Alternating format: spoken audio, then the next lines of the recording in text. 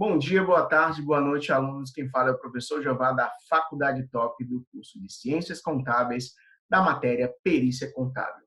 Na nossa aula de hoje, nós vamos falar de dois carinhas muito importantes dentro da perícia. É o laudo pericial e o parecer pericial contábil.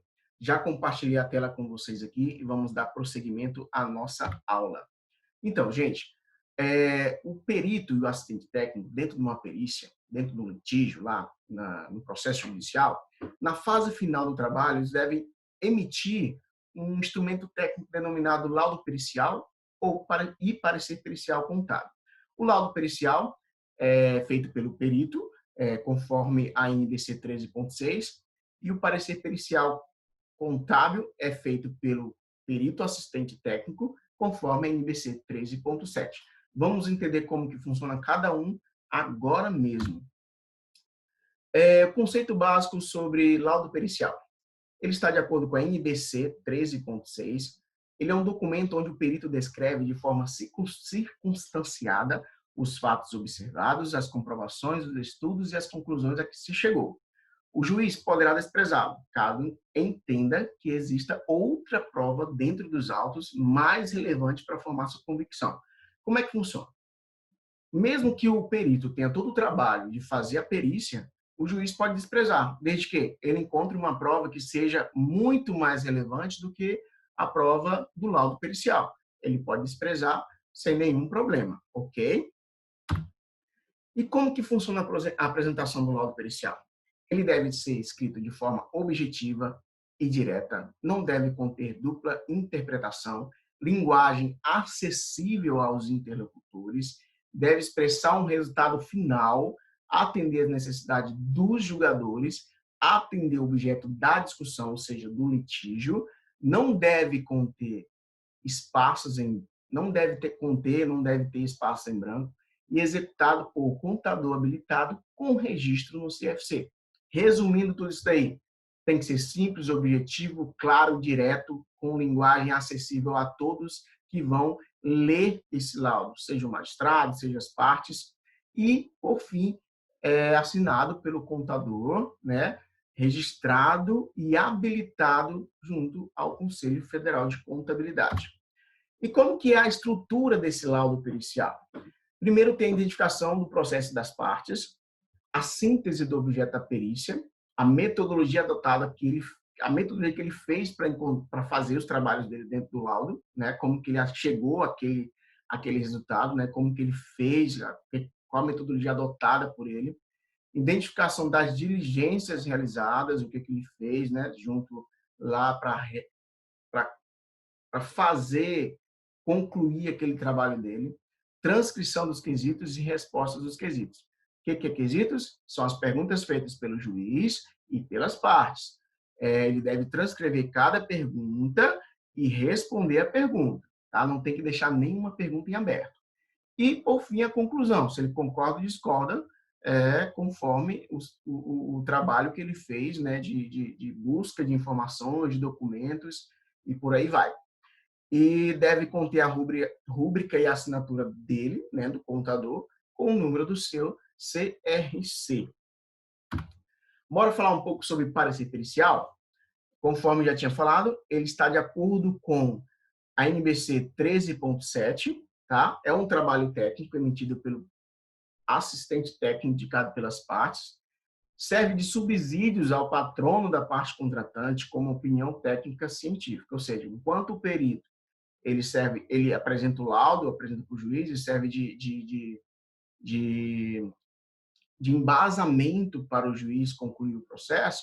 Aqui o parecer serve de uma opinião técnica das partes, porque foram elas que contrataram o perito assistente. Então, ele tem que se reportar para as partes de acordo com o laudo do perito que foi feito, né? Ele deve emitir concordando ou discordando.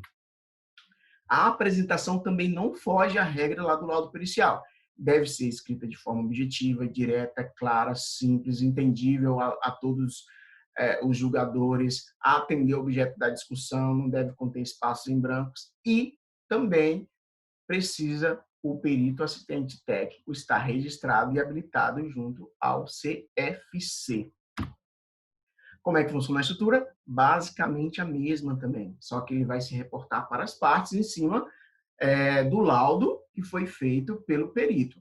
Lembrando que ele tem apenas 10 dias para fazer todo esse trabalho, né? O perito assistente tem 10 dias para fazer todo esse trabalho de resposta, concordando ou discordando do laudo pericial. É de suma importância que ele corra com tudo isso, porque o prazo dele é bem curto para responder se concorda ou discorda deste laudo pericial, né? E, por fim, ele deve também ter a assinatura do perito assistente com o número do CRC. Identificação das partes, síntese, transcrição dos quesitos, respostas, toda essa parte deve conter também no laudo, na estrutura do parecer pericial. E pode-se substituir ou ter uma nova perícia? Sim, pode, desde que, quando o laudo pericial apresentado pelo perito judicial não conseguir responder as questões sobre o conflito, será necessário que o magistrado determine uma nova perícia.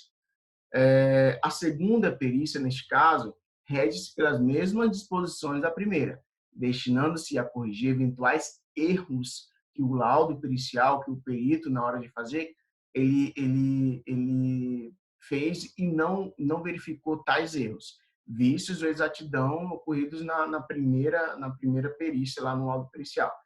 E é bastante importante esclarecer que a nova peça, no caso, o novo laudo pericial, não substitui a primeira, né? Assim, o processo terá duas perícias, ou seja, a primeira com os vícios, né, mesmo com erros, e a segunda para sanar esses vícios ou erros, pois o magistrado poderá utilizar das ambas de forma que lhe convier, né?